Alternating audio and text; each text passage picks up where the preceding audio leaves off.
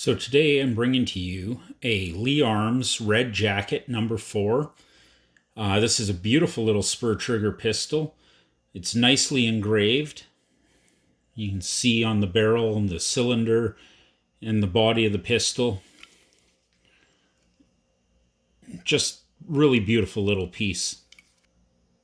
Okay, so these were manufactured by Lee Arms, and Lee Arms was located in Wilkes-Barre. I'm hoping I'm pronouncing that correctly. That was in Pennsylvania, and pardon me if I'm butchering the pronunciation of it. They were located there from about 1877 to 1889, and founded by James Paris Lee. He was an inventor and firearms designer, and known today by me for little pistols like this. But until I was researching this, I didn't even realize why the name is so familiar. I always think of Lee reloading equipment and stuff, and I'm not sure if that's associated with him directly or not. But what was his patent for magazine guns. And his patent was used on the Remington Lee rifles, the Lee Burton rifles, Lee Metford rifles, and probably most famously, the Lee Enfield rifles.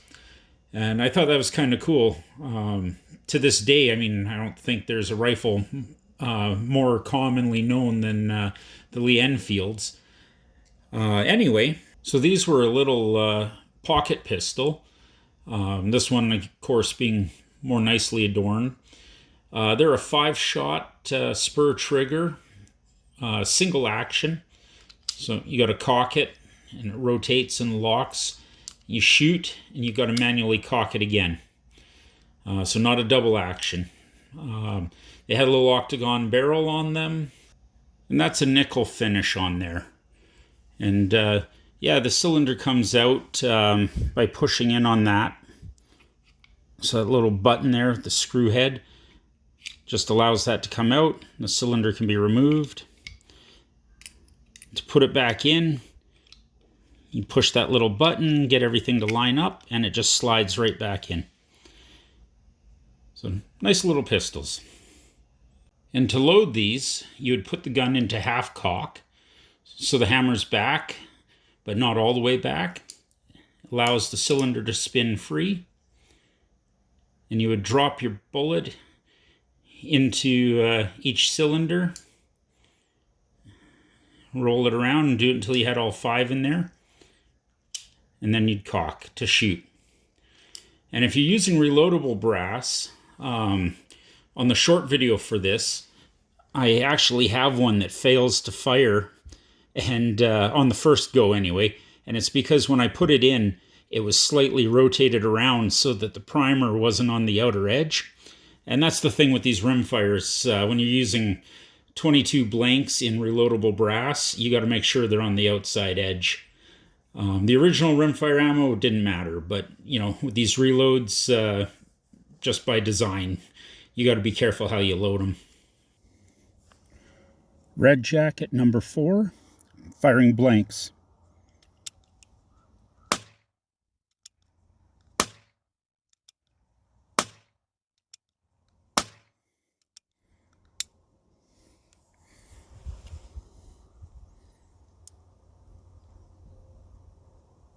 Oops, we had one rotate around in the cylinder. There we go. When I got this pistol, it had a bit of a problem. It wouldn't always hold. So you'd cock it, and the trigger wouldn't always hold the hammer back.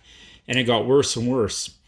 So when I inspected it, I found out that somebody had tried to fix the the spur on the trigger that holds the hammer, and it had worn away, and it just wouldn't hold it anymore. Just a slight bit of deformation, and that was it.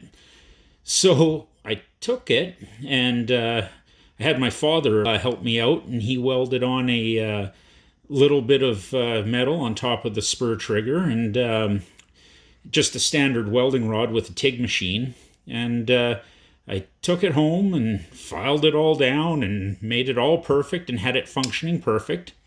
But then the exact same thing happened again. The welding rod wasn't quite hard enough. It was really good for other things. I've done a number of projects where it just needed a little smidge of steel put on, either with a MIG machine or a TIG, and it's been fine. But that spur on the top of the trigger, it has a lot of force when it catches the little grooves on the hammer. And it didn't hold up. It did the exact same thing to me that happened to whoever originally worked on this. So I needed to come up with a harder steel. And now I thought of a number of ways of doing it, like case hardening and stuff. But ideally, I wanted to add steel that was going to be hard right off the bat. And I found that when a friend of mine gave me a piece of steel from a industrial scaling machine. It was fairly hard, springy steel, and I ground it down. I took just made it little, just like a little thin wire, and I used my TIG machine to carefully add a little material to the trigger, and I'll insert some photos that will show that.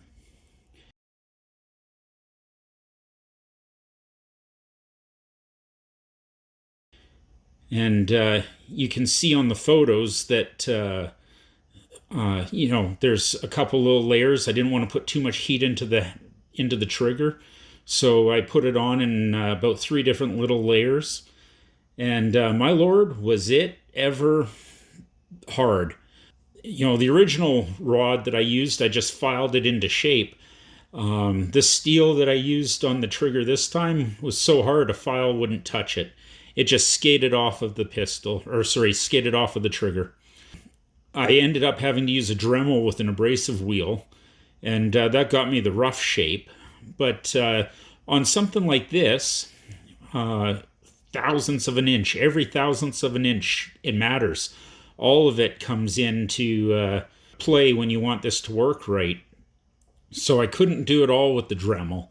Or maybe I could have, but I would have been really taking a risk. So I wanted to get down to hand filing, but like I say, what do? A file skates off of this. So what I ended up doing, used diamond abrasive files. I have a whole little set of these. They weren't horribly expensive, but it was slow going, but slowly I was able to file away the material to get the trigger fitted just right. And I'm glad I did, because now this pistol's like new, and it's not going to wear out. That steel that's in there is probably harder than the original ever was, and it's looking great. So wanted to share this kind of a cool little pistol, all that beautiful engraving, and the work I put into it to get that trigger working and whatnot again. I thought it was a neat little story. So anyway, hope you guys like this, and look forward to bringing you some more. And please like and subscribe, and we'll see you on the next one.